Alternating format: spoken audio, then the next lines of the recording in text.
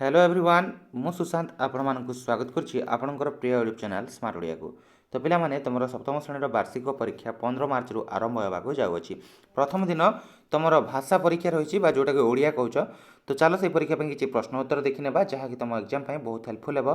ता पूर्व जदि तुम चैनल नुआ अच्छ पे चैनल को सब्सक्राइब करने सहित पाखे बेल आइकन को प्रेस कर ऑल बटन क्लिक कर रखिए जहाँफल जेकोसी नुआ भिडियो आम चैनल अपलोड हो सर्वप्रथम तुम तार भिडियो नोटिफिकेशन टी पाइपर एवं टेलीग्राम चैनल जब एपर्तंत जॉइन करना डिस्क्रिप्शन लिंक अच्छी जॉइन करने बाकी सब सब्जेक्टर वीडियो भी तुमको बहुत शीघ्र देखा मिलज तार प्लेलिस्ट लिंक भी मुझे डिस्क्रिप्शन में देदेছি जो मैंने पर देखुच जदि अलग सब्जेक्ट अपलोड होती देखी नेब डिस्क्रिप्शन में तुम प्लेलिस्ट लिंक तुमको मिलज। तो देख तुम ये तुम ना लिख तुम तारीख लिख विभाग ये रोल नंबर रख टोटाल 50 मार्क परीक्षा हम है समाप्ति सूचक मूल्यांकन 2/2024 बुझीगला। देख प्रथम प्रश्न आम कौन देछि गोटे पाराग्राफ देछि है पाराग्राफ रे कौन देछि अनुच्छेदटी को पढ़ एवं 1 ରୁ 4 नंबर पर्यंत प्रश्न गुड़िकर उत्तर लेख। एठरे कौन देछि रहीम और करीम नाम रे आशिक चाचांकर दुई पुओ दुहींक मध्य करीम मेधावी छात्र रूपे जनाशुना षष्ठ श्रेणी पर बड़ पुओ रहीम पाठ पढ़ारे डोरी बंधा है भारी चगला बापा माँ जेते बाध्य कले भी से विद्यालय जीवा ना धरिला नहीं। करीम सब बेले सब काम आगुआ बापा पर घरे मूल लगती एणे रहीम पाई माँ को आखिरे सबुदिन लुह ए सबू करीम देखे से कौन अथवा करिपारिथान्ते। शिक्षक रहीम कथा पचारिले से मुह सुखाई चुप हो रहे। थरे आशिक चाचा घर को आसिले करीम शिक्षक सब कथा शुणिले रहीम को गोटे स्वतंत्र विद्यालय को बुलेवा नेले। रहीम देखिला तापरि छोट छोट पिला कहार हाथ अच्छी तो गोड़ नाही किए देखि पारु नाही किए भी कथा कहि पारु नाही सेमाने केते सुंदर सुंदर जिनिस तैयारी करछन्ती से सब को देखि से अबाक निज हाथ गोड़ को चाहिला आखिरु लुह गड़ी आसिला। पाठ पढ़ी यही सब काम करछन्ती बोली रहीम बुझी पारिला सही दिन ठारू से पाठ पढ़िला। तो यहाँ थिला पाराग्राफ यहाँ नहीं आमर जो प्रश्न उत्तर गुड़िक देखा कौन रही रहीम को शिक्षक केउठा को नहीं गले गोटे वाक्य उत्तर लिखा एठे लिखा आम कौन रहीम को शिक्षक गोटे गोटे स्वतंत्र विद्यालय को नहीं गले कौटा को नहीं गले पिला माने गोटे स्वतंत्र विद्यालय को नहीं गले जहाँ भी कहली शुणिकी लिखिदियो है खातार लेख। तापर पिला माने नेक्स्ट प्रश्न आमर देखा नेक्स्ट प्रश्न कौन कही बापा माँ रहीम को कौन करने को बाध्य करुथिले बुलिबाकू काम करने विद्यालय जीवाकू ना करीम सह खेलिबाकू। तो पिला माने एटा हबो हमर ग नंबर रो विद्यालय जीवाकू एठे लिखिबा एटा हला। शिक्षक आशिक चाचा और रहीम एमानंक मध्यरु किए मुख्य चरित्र। तो एठे मुख्य चरित्र किए पिला माने एठारे रहीम विषय रे जेहेतु कह जायछि रहीम एटा हला मुख्य चरित्र बुझी हला। तापरे स्वतंत्र विद्यालय पिला मानंकु देखिबा परे रहीम मन रे की परिवर्तन आसिला दुईटी वाक्य लिखा यह जेहेतु 2 मार्क रे कौन लिखा ना जहाँ भी मुझे कहूँ पिला लिखा कष्ट हो मत स्क्रीन रे तो मुझे जहाँ कहूँ शुणिकी लिखिदि स्वतंत्र विद्यालय पिला मानंकु देखी जे रहीम कहार हाथ अच्छे तो कहार गोड़ नाई किए देखि पारु नाही किए कथा भी कहि पारु नाही बुझीगला। से माने केते सुंदर सुंदर जिनिस तैयारी करछन्ती से सबको देखी से अबाक तो निजर हाथ गोड़ को चाहिला एवं आखिर लुह गड़ी आसिला पाठ पढ़ी ये सब काम करछन्ती बोली रहीम बुझी पारला से टाइम से पाठ पढ़िला माने एठारे एतिकी लिखिबो देखो पैराग्राफ मु देखाई दोछि कोठा लिखिबो जे रहीम को गोटे स्वतंत्र विद्यालय को एठारु ए पर्यंत तमे लिखि पारिबो ए पर्यंत लिखि पारिबो हला बुझी पारलो। तापर देखो नेक्स्ट प्रश्न हमें देखिबा एठारे देछि 5 ରୁ 8 नंबर जोटा कविता को पढ़ एवं 5 ରୁ 8 नंबर पर्यंत प्रश्न गुड़िकर उत्तर लेख। झर झर होई झरणा बहे बन प्रांतरे सुलु सुलु बा बहई तरु लता गहले झुली झुली चले गजटी देख तटिनी गुले विशाल बपुजे ताहार मुना देखाई भले शीतल समीर परस मने उल्लास भरे पराणे रोग को नासी बनीति जोग साधिले बुझीगला। एटा थिला याकु नै आमे उत्तर करिबा बण मध्य किए बही जाउछि गोटे वाक्य उत्तर लेख। तो पिला माने एठी लिखिबा बण मध्य देई झरणा बही जाउछि किए बही जाउछि झरणा बुझीगला। तापरे पवन मनरे आनंद देवा कथा क्यों पदरे कहा जाइछि तो एटा लिखि परिबो को देख এইটা এই পয়েন্ট শীতল সমীর পରଶ ମନ ଉଲ୍ଲାସ ଭରେ এইଟା ବୁଝିହେଲା ଏତିକି ଲେଖିବା। ତାପରେ ନେକ୍ସଟ ପ୍ରଶ୍ନ ଫର ଫର ବୋଲି ଆଉ ଗୋଟିଏ ଶବ୍ଦ ଲେଖି ଗୋଟିଏ ବାକ୍ୟ ଗଢ଼। ଫର ଫର ବୋଲି ଆମ କ'ଣ ହେବ ପିଲାମାନେ? ଫର ଫର ବୋଲି ଆମର ଝୁଲି ଝୁଲି ଲେଖିପାରିବ। ଝୁଲି ଝୁଲି ବୁଝିହେଲା ଝୁଲି ଝୁଲି ଲେଖିପାରିବ। ଝୁଲି ଝୁଲି ଆସୁଛି ଆମ କଲା ମୋହନ ଏମିତି ଲେଖିପାରିବ ହେଲା। କ'ଣ ଲେଖିପାରିବ? ଝୁଲି ଝୁଲି ଆସୁଛି ଆମ କଲା ମୋହନ ଏମିତି ଲେଖିପାରିବ। ତାପରେ ପିଲାମାନେ 8 ନମ୍ବର କବିତାରେ ପ୍ରକୃତି ବିଷୟରେ କେଉଁ ସବୁ କଥା କୁହାଯାଇଛି? ଦୁଇଟି ବାକ୍ୟରେ ଉତ୍ତର ଲେଖିବା। ତ ଏଠାରେ କ'ଣ ଲେଖିବା? କବିତାରେ ପ୍ରକୃତିର ଝରଣାରେ ଝରଝର ହୋଇ ବହି ଆସେ ପବନ ପ୍ରାନ୍ତରେ କୁହାଯାଇଛି ବୁଝିହେଲା। ଏବଂ ଶୀତଳ ପବନ ପରଶ ମନେ ଉଲ୍ଲାସ ଭରେ ପରାଣ ରୋଗକୁ ନାସିବ ନୀତି ଯୋଗ ସାଧିଲେ ବୋଲି ମଧ୍ୟ କୁହାଯାଇଛି। ଏତିକି ତମେ ଲେଖିପାରିବ। ଯାହା କହିଲି ତମେ ତାକୁ ସ୍ଲୋ କରିକି ଦେଖିପାରିବ। ତାପରେ 9 ନମ୍ବର ପିଲାମାନେ ଦେଖ କ'ଣ କହିଛି? ବୃକ୍ଷ ହିଁ ଆମର ବନ୍ଧୁ ତଳେ ଥିବା ଶବ୍ଦଗୁଡ଼ିକୁ ନେଇ ଏ ଉକ୍ତି ଆଧାରରେ 4ଟି ବାକ୍ୟ ଲେଖ। ଅଙ୍ଗାରକାମ୍ଳ, ବାସଗୃହ, ବର୍ଷା, ପଶୁପକ୍ଷୀ, ସ୍ୱାସ୍ଥ୍ୟ ଏବଂ ଆସବାବପତ୍ର। ତ ଏଠାରେ କ'ଣ ଲେଖିବ? ଦେଖ ପ୍ରଥମ ଲାଇନରେ ଲେଖ। ଯାହା କହୁଛି ଭଲ ଭାବରେ ଶୁଣ, ମୁଁ ଧୀରେ ଧୀରେ କହିବି। ବୃକ୍ଷ ହିଁ ଆମର ବନ୍ଧୁ। ବୃକ୍ଷ ଅଙ୍ଗାରକାମ୍ଳ ଗ୍ରହଣ କରେ ଓ ଅମ୍ଳଜାନ ତ୍ୟାଗ କରେ ବୁଝିହେଲା। ଏତିକି ଲେଖିବ ପ୍ରଥମ ଧାଡ଼ିରେ। ଦ୍ୱିତୀୟ ଧାଡ଼ିରେ ଆମେ କ'ଣ ଲେଖିବା? ବାସଗୃହ ନଥିଲେ ବୃକ୍ଷ ତଳେ ଲୋକ ରହନ୍ତି 2 ନମ୍ବର ପଏଣ୍ଟ। ତାପରେ 3 ନମ୍ବର ପଏଣ୍ଟରେ ଲେଖିବା ବୃକ୍ଷ ଥିବା ଯୋଗୁଁ ବର୍ଷା ହୁଏ ବୁଝିହେଲା। 4 ନମ୍ବର ପଏଣ୍ଟରେ ଲେଖିବା ପଶୁପକ୍ଷୀମାନେ ବୃକ୍ଷରେ କୁଡ଼ିଆ ବନାନ୍ତି ବୁଝିହେଲା। ତାପରେ ପିଲାମାନେ 5 ନମ୍ବର ପଏଣ୍ଟ ସ୍ୱାସ୍ଥ୍ୟ ହିଁ ସମ୍ପଦ ବୁଝିପାରିଲ। ଏବଂ ଆମେ କ'ଣ ଲେଖିପାରିବା? ଯେ ଏସବୁ ବୃକ୍ଷରୁ ଆମକୁ ମିଳିଥାଏ। ଆମର ଆସବାବପତ୍ର ବି ଆମେ ବୃକ୍ଷର କାଠରୁ ତିଆରି କରିଥାଉ ବୁଝିପାରିଲ।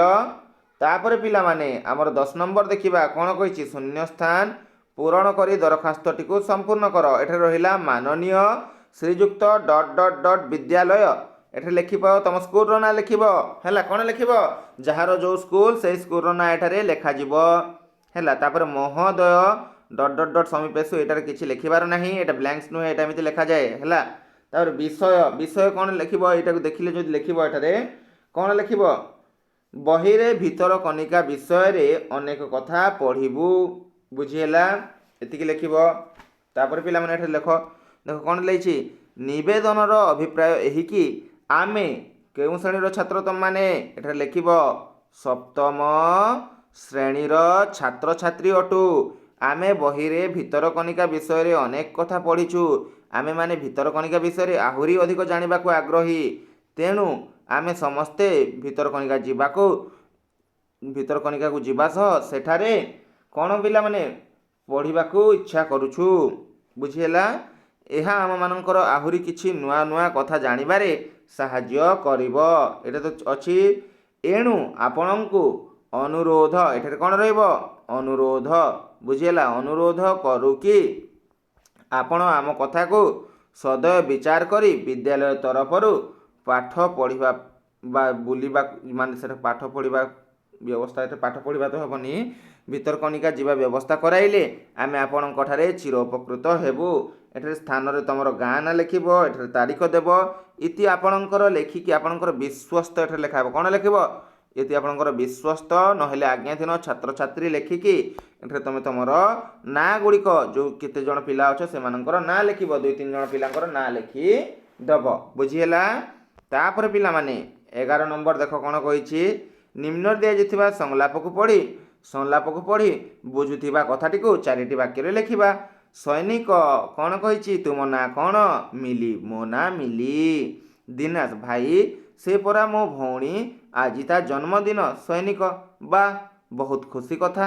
ଆଚ୍ଛା ମିଲି, ଏ ବହିଟି ତୁମ ପାଇଁ ଉପହାର। ତୁମେ ଦୁହେଁ ମନ ଲଗାଇ ପାଠ ପଢ଼ ଓ ଦେଶର ମାନ ରଖ। ମିଲି ଭାଇ ଧନ୍ୟବାଦ। ତ ଏଠାରେ ଆମେ କ'ଣ ଲେଖିବା? କ'ଣ ଲେଖିବା ପିଲାମାନେ? ଏଠାରେ ଲେଖିପାରିବ ଯେ ସୈନିକ ଆମର ଜଣେ ସୈନିକ 2 ଜଣ ଭାଇ ଭଉଣୀଙ୍କୁ ଦେଖିଛନ୍ତି ଏବଂ ତାଙ୍କ ସହିତ ବାର୍ତ୍ତାଳାପ କରୁଛନ୍ତି। ସେଠାରେ ମିଲି ଆଉ ଦିନେଶ ବୋଲି 2 ଭାଇ ଭଉଣୀ ଅଟନ୍ତି ଏବଂ ମିଲିର ଜନ୍ମଦିନ ଥିବାରୁ ତାକୁ ସୈନିକ ଗୋଟେ ବହି ଉପହାରରେ ଦେଇଛନ୍ତି ଏବଂ ମିଲି ତାଙ୍କୁ ଧନ୍ୟବାଦ ଅର୍ପଣ କରିଛି। ଏତିକି ଲେଖିପାରିବ ବୁଝିହେଲା।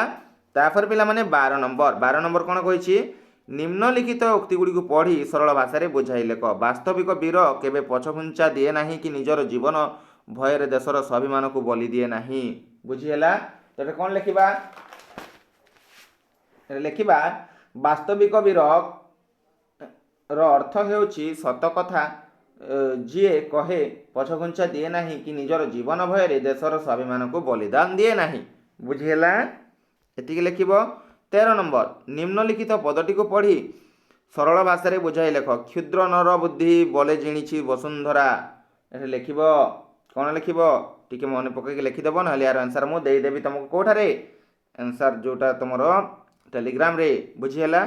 ତାପରେ ଏଠି ଦେଇଛି ନିମ୍ନଲିଖିତ ପଦଗୁଡ଼ିକୁ ପଢ଼ି 14 ଓ 15 ନମ୍ବର ପ୍ରଶ୍ନ ଉତ୍ତର ଗୋଟିଏ ଲେଖା ବାକ୍ୟରେ ଲେଖ। ତ୍ରିଭୁଜ ଦେହେ ତିନି ହାତ ତ୍ରିଫଳା ରସ ଭାରି ହିତ ତ୍ରିରଙ୍ଗା ଆମ ଦେଶର ମାନ କରିବା ତାହାକୁ ସମ୍ମାନ। ଏଠାରେ କ'ଣ କହିଛି? କାହାର ତିନି ହାତ କଥା ପଦରେ କୁହାଯାଇଛି? ତ ପିଲାମାନେ ତ୍ରିଭୁଜର ତିନି ହାତ ବିଷୟରେ କଥା କୁହାଯାଇଛି। ବୁଝିହେଲା? ତାପରେ ଆମ ଦେହ ପାଇଁ କ'ଣ ହିତକାରକ ବୋଲି କୁହାଯାଇଛି? ତ୍ରିଫଳା ରସ। କ'ଣ ପିଲାମାନେ? ତ୍ରିଫଳା ରସ। 16 ନମ୍ବର, ରାମଚନ୍ଦ୍ର ପଞ୍ଚବଟିରେ ବାସ କରୁଥିଲେ। ରେଖାଙ୍କିତ ପଦଟିରେ ବ୍ୟାସ ବାକ୍ୟ କେଉଁଟା ପିଲାମାନେ?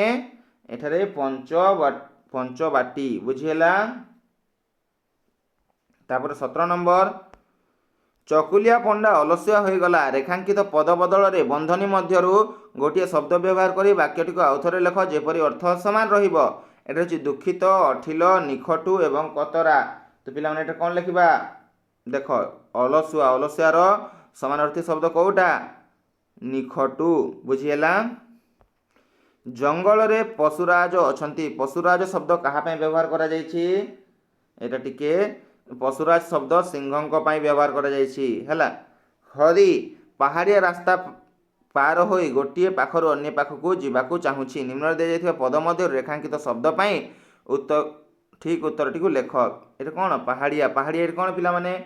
ପାହାଡ଼ିଆ ରାସ୍ତା କ'ଣ? ଏଇଟା ହେଉଛି ତୁମର ବିଶେଷ୍ୟ ହେବ ନା ବିଶେଷଣ ହେବ? ଟିକେ କନଫ୍ୟୁଜ୍ ଅଛି ମୁଁ, ବିଶେଷ୍ୟ ହେବ ବୋଧେ। ହେଲା? 20 ନମ୍ବର ଦେଖିବା। ତଳେ ଦିଆଯାଇଥିବା ଶବ୍ଦଗୁଡ଼ିକର ଦୁଇଟିକୁ ବ୍ୟବହାର କରି ଦୁଇଟି ବାକ୍ୟ ଲେଖ। ଦେଖ, ଏଇଟା ଗୋଟେ କୁଲ ଅଛି। ହେଲା? କରେ ହର୍ଷୁକାର ଅଛି, ଯେଉଁଟା ଏଠି କ'ଣ ଲେଖିବ? ମା କୁଲରେ ଶିଶୁଟିଏ ବସିଛି।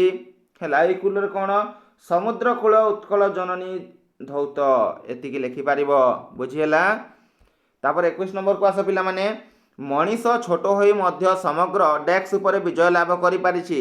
ତଳେ ଦିଆଯାଇଥିବା ଶବ୍ଦଗୁଡ଼ିକ ମଧ୍ୟରୁ ଉପଯୁକ୍ତ ଶବ୍ଦ ବାଛି ଶୂନ୍ୟସ୍ଥାନ ପୂରଣ କର। ଏଇଟା କ'ଣ ହେବ? ମଣିଷ ଛୋଟ ହୋଇ ମଧ୍ୟ ପୃଥିବୀ ଉପରେ କ'ଣ ନା ବିଜୟ ଲାଭ କରିପାରିଛି। ବୁଝିହେଲା? ତାପରେ ପିଲାମାନେ 22 ନମ୍ବର, ବିହଙ୍ଗମାନେ ଆକାଶରେ ଉଡ଼ିଗଲେ।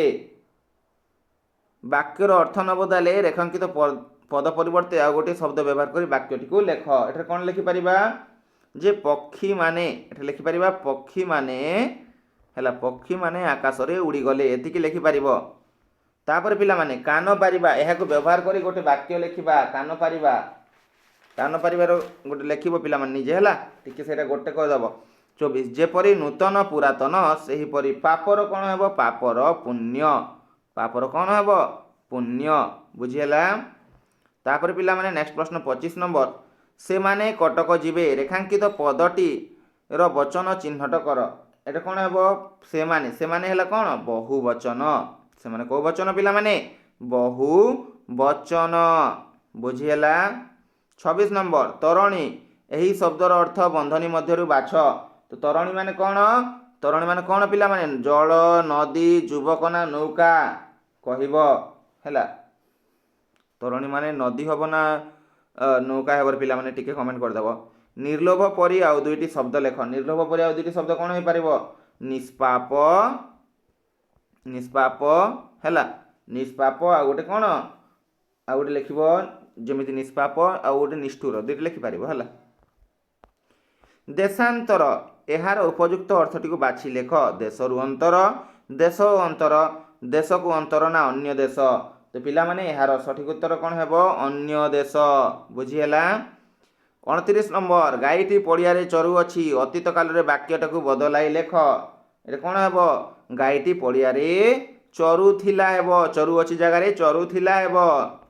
30 नंबर कौन है उपयुक्त सर्वनाम पद व्यवहार करी शून्यस्थान पूरण कर हरि मो सांग से भल चित्र आंकी पारे एतिकी हेब बुझीगला 31 नंबर देखिबा तले थिबा वाक्यर आवश्यक थिबा उपयुक्त विराम चिन्ह व्यवहार करी वाक्यटी को आउ थरे लेख अच्छा कथा ना कौन जानी पारुनु एई जेमिति मो ना रूपा तो पिला माने एटा टिके लिखि नेब बुझीगला 32 नंबर निम्नलिखित वाक्य रे रेखांकित पदटी केउ पुरुषर अंतर्गत आमे मनीष भावे हिंसा भाव छाड़ी अन्य मानक भल पाइबा उचित एटा कौन हेब प्रथम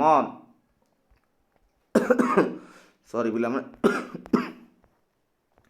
33 नंबर देख झिली बाघ को देखि डरीगला एही वाक्य रे रेखांकित पदटी लिंग बदलाई ई वाक्यटी को आउ थरे लेख एटा कौन हेब ना झिली बाघुणी को देखि डरीगला बाघ जगार केवल बाघुणी हेब बुझीगला तापर बंधनी मध्य उपयुक्त शब्द व्यवहार कर शून्य स्थान पूरण कर कौन कही सैनिक माने आतंकवादी को धरिबा पई डेक्स जंगल मध्य प्रवेश कले तो पिला माने एटा कौन हेब दुर्भेद्य दुर्भेद्य कोटा एठाटे बहुत गुड़े देछि को दुर्भेद्य हेब एटा तमर ए जो थर्ड रे अछि एटा हेब हला सरप यार गद्य गद्य रूप कौन हेब सरपर सर्प हेब हला सर्प बुझीगला तो पिला माने एटा थिला तमर 1 रु 50 जाए समस्त प्रश्नर उत्तर जहाँकि तुम मानक प्रोवाइड कली आशा करुँची भिडियोटी तुम मानक पसंद आसथिबो एवं ए भिडियोटी तुम ପାଇଁ बहुत हेल्पफुल थिबो बोली आशा करुँची जदि टेलीग्राम चैनल जॉइन करना जॉइन करनियो एवं चैनल को सब्सक्राइब कर दियो तुम आगामी एग्जाम ପାଇଁ बहुत हेल्पफुल कंटेंट गुडी को आसीबा को जाउची तो चैनल को सब्सक्राइब करके रखो एतिक ही कहबी देखा हेबो यथाशीघ्र एक नया video thank you see you next video.